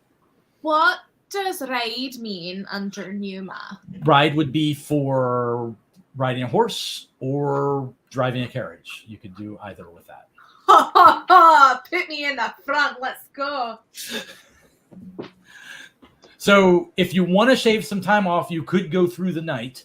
That's up to you, and you could arrive first thing in the morning if you want. Honestly, we can just stop. We're not in a rush. Okay. I know, like, what is time for this? I don't know. All right. I mean, it's once per year. When was the last death? Was it this year or last year? That Last year. depends. So Last year on the maybe we 31st. how close are we to 31st? Maybe All we right, do so- have a deadline. Wait a minute. I gotta know. How close are we to the 31st? It's the It's the 20 26th. It's the 26th. Tomorrow will be the 27th. Assuming you take the carriage and stop on the way, you will arrive morning of the 28th. So we do have a little bit of a 3 time days to clock. investigate. We've been against harder deadlines. All right. I will ride us through the night as long as I can take a nap the next day. And if you have to carry me, then just carry me. It's fine. Okay, if that's the case, I'll then you're- assist her. Okay. I've got a Pippin ride as well, so I'll I do assist her. too. I'm pretty sure I've done some overnight stuff for some less than savory characters. These would be individual tests. You can't really assist because Oh, okay, one okay, person's gotcha. driving. But go ahead and give me a test to see how well you do. A ride test. Do you want to spend any grit? I would like to spend grit. Yes. How Let's much? I'll do spend it. grit too. I'll do 2, and then I've got a 2. Okay, so that would give you 4. You get to draw 4 cards. Yes, I do. Look Yes, at that. you do. 1, 2, 3. That'll be a success. And what is your Numa? My Numa is I've got 2 for ride. Yep. But what's your Numa? The number both up top. others eat. Okay. So that'll be a success. You really only got 1 success. Oh no, 2. Right. Ace, because it can be the lowest. Yep. So you've got 2 successes. What Right. just happened there? I don't know. Let's not do that. Yeah, you got 2 successes, which will get you there in a reasonable amount of time. You do need to you need to rest a little bit here and there, but you don't break the carriage and you manage to get everybody there safely. If you're driving through the night, I will say you can arrive early evening the next day. So call it 6 o'clock on the 27th. And You will see, roll a ladies, d10. that's why we pack snacks. That's why you take the grit. You all, when you pull in, you're all going to be kind of exhausted and worn out because even those of you who were not driving didn't get a whole lot of sleep in a bouncy carriage the whole way. The countryside is quite beautiful, but very eerie. Those of you who are mostly city dwellers, there's a lot of strange sounds, in the forest, the hooting of owls and the occasional scream of a rabbit as a fox catches it, which chills the bone. It chills you to the bone. That was terrifying. Fortunately, you do have a near full moon, so that is, that helps in your trip. It gives you a lot of light. But yeah, you pull into this small little town on the evening of the 27th. You would come in from the south. So yeah, it's a bunch of little clapboard houses. You see one large. There are two large buildings. One is a big brick building. Oh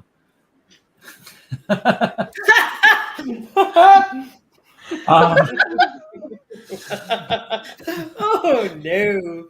And you are right. It is. The sun is going down. It's basically twilight as you arrive in town. There's like I said, a large brick building that actually it says boarding house, has a sign on it that says boarding house. There's the other large building is a church at the little Y intersection, and then the road continues off out of town towards the lumber mill to the north. As you cross a bridge, an old stone bridge coming into town, you hear the running of the river, and you catch the whiff of the bog from the east. As you cross the bridge, and you're in town. Yes. I would like to use my ability of sensing rituals cast in the area. How do I do this? You don't need to do anything. You just need to ask and know. However, this would be an excellent time for someone to use the site and at least peek to see if you're in Etheros. I will do this too. Okay. Yes. Basically, as you cross the bridge, you realize that you are, in fact, within an Etheros. Now, as I described earlier to all of you, there are two ways you can use the site, which is one is peeking, which is just a yes or a no, which you just got a yes. The other one is peering, which is to actually examine the Etheros to try to learn more information about it, but you automatically lose a point of courage when you do that. I will be doing this eventually, but not right now. I want to know about rituals now. No rituals right here, not within your immediate vicinity. Most specifically, I wish to check ritual at church in center of town. Okay. So you taking the carriage down to there? You're going to pull up by the boarding house, and I mean it's a short walk. It's a couple. Yeah, I assume, ladies, we are going to be attending to this boarding house. I am assuming, yes. Yes. Sure. So while you get us situated, I will take a quick walk to church just for, looking around, so to speak, peeking, if you will. May I suggest you take either Luna or Mary with you? I could take them not both. a good idea to wander off alone. I understand. You're very wise. I like you. Let's do this. Who wants to go party at the church? I like you too. Let's go. All right, we'll go party at church.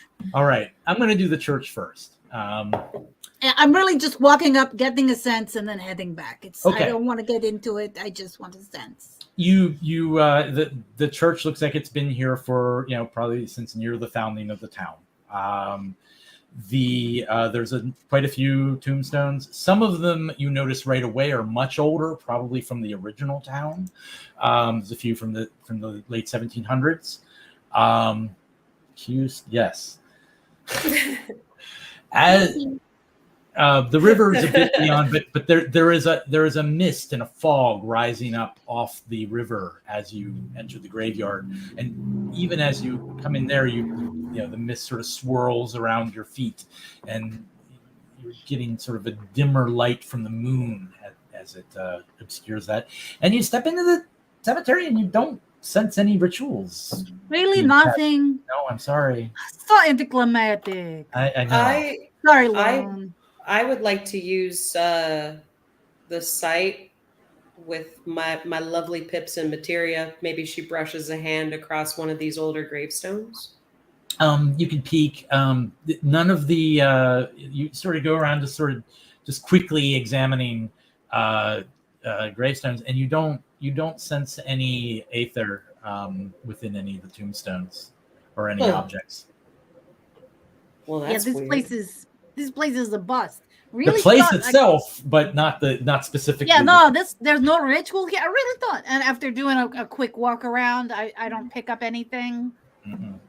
All right, It's almost kind of like she brushes one of the older gravestones and like gets nothing, and then she's like, and like tries to do it again. And it's like, that's exactly what's going on. She's like, she's already zen, and then it's Right? like, are you kidding me? Nothing. Right? This Nothing. place sucks. Yeah, no, Okay. this isn't good. Screw it. That was a waste of a perfectly good, walk around, but that's fine. Now we know the church is off the market. They might have something in the old rectory there. How far is the rectory? It'll be a building, like a little brick building next door. Sure. Give it a look. I'm just not on the outside anyway, but no.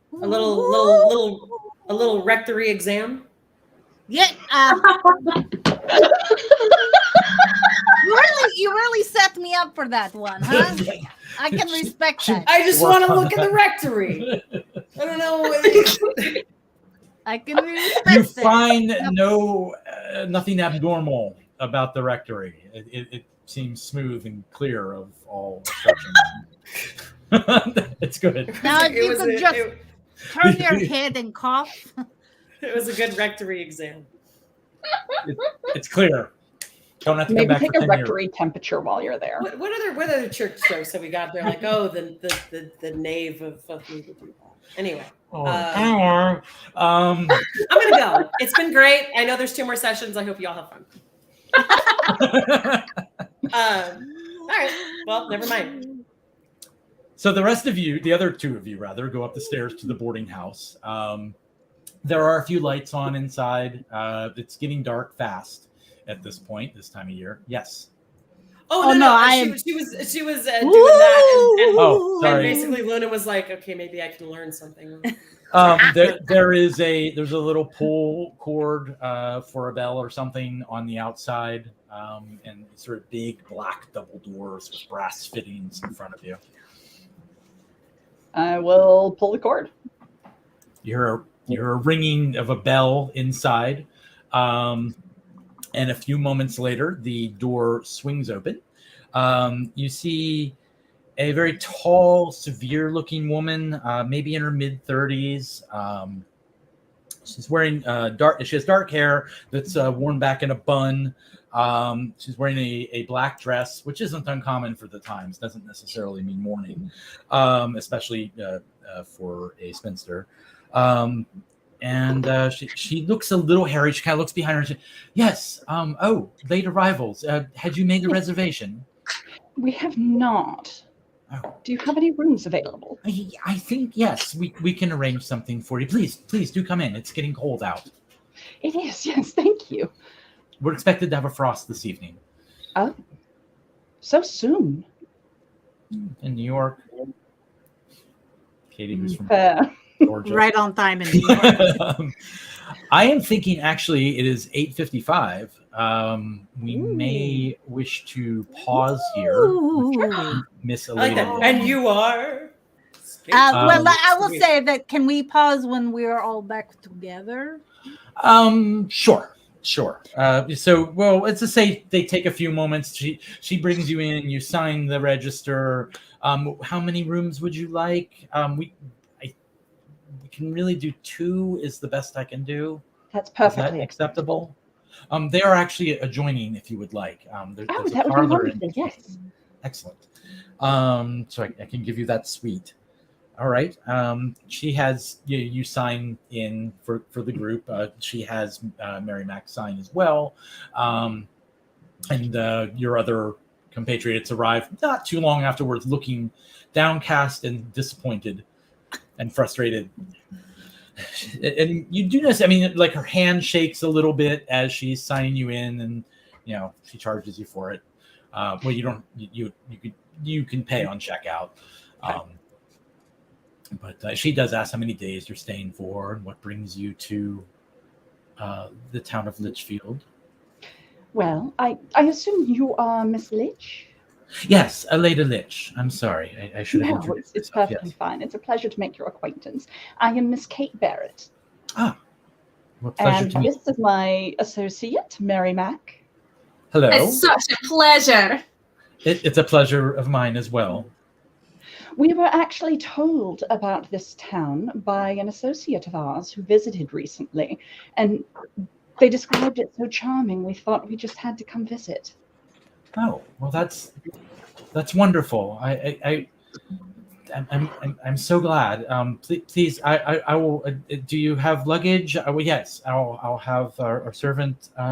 It's just, I'm so sorry. I'm dealing with a bit of a situation, if you don't mind. Of course. Is there anything we can do to assist? And the two of you are walking in about. You just walked in or signed your paper. I'm looking after a pair of twins, young children who their parents and siblings passed away, but one of them's gone missing. Yeah. Well, so we would be happy to help search for them. That's terrifying. I wouldn't expect young ladies such as yourself to take on such a. No, but it's we are problem. adventuresses. Absolutely. Yeah, when my brother Hamish went missing, all he had to do was take out a leg of mutton, wave it around in the breeze for him to sniff it. He came right home. No, But he my mother doesn't. always said he had a wooden empty leg, a hollow wooden leg, something like that. I think that meant he liked to eat a lot. But anyway, I have experience. Let's go do this. All right. And You said a we'll mutton pause. leg? Yes. A mutton leg, Good. I think. A mutton leg, yes. Her eyebrow sort of goes to the top of her head, and she's all right. No, she's like, the child is missing, and I'm hearing dun dun dun. Next week on Good time to Nevermore. pause. Ian, this was so much fun. Yeah, You you're all doing are an wonderful. awesome This is job. great. I'm looking I forward am to next week. loving this setting. This is awesome. Yeah. Yes. Yeah. And wow, this character's so much fun. Yeah, She's I'm not used all to of these using pre-gen characters, and I absolutely love this one. Yeah. Yeah, Awesome. absolutely. Thank you. yeah. For anyone out there interested, the Kickstarter preview page is live right now.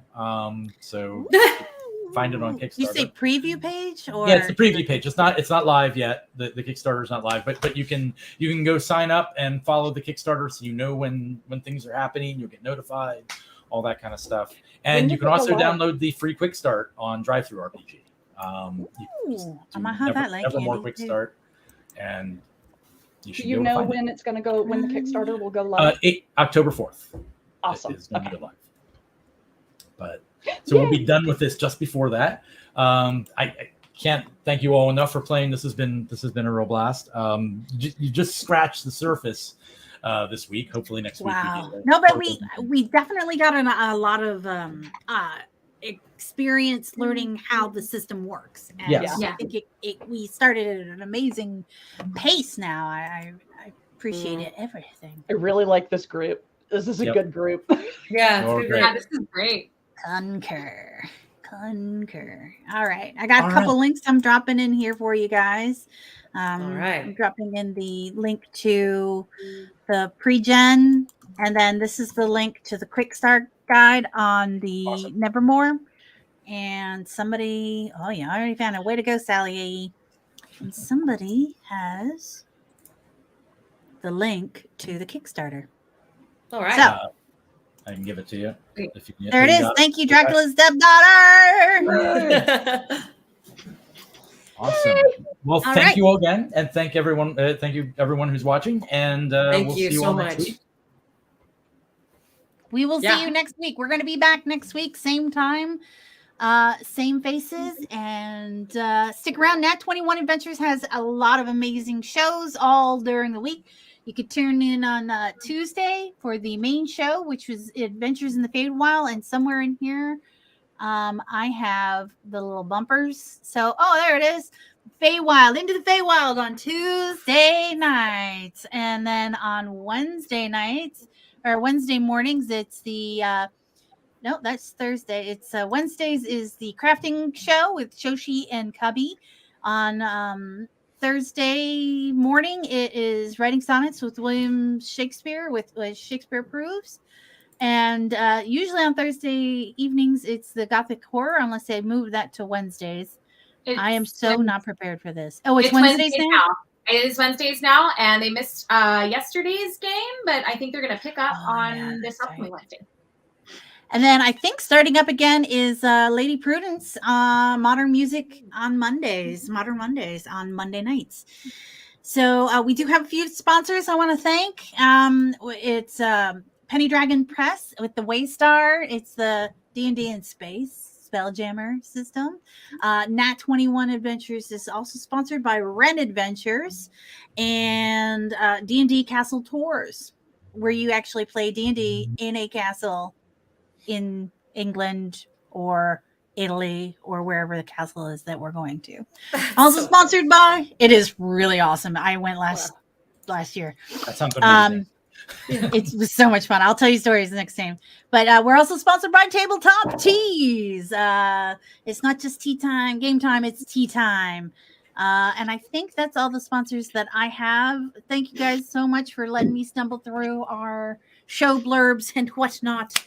I'm looking forward to seeing you guys again next week. Yeah, you guys are awesome. You did fabulous. You're awkward. I'm gonna get an actual proper blip, so I don't have end credits. So, dope. You've got no map for showing which direction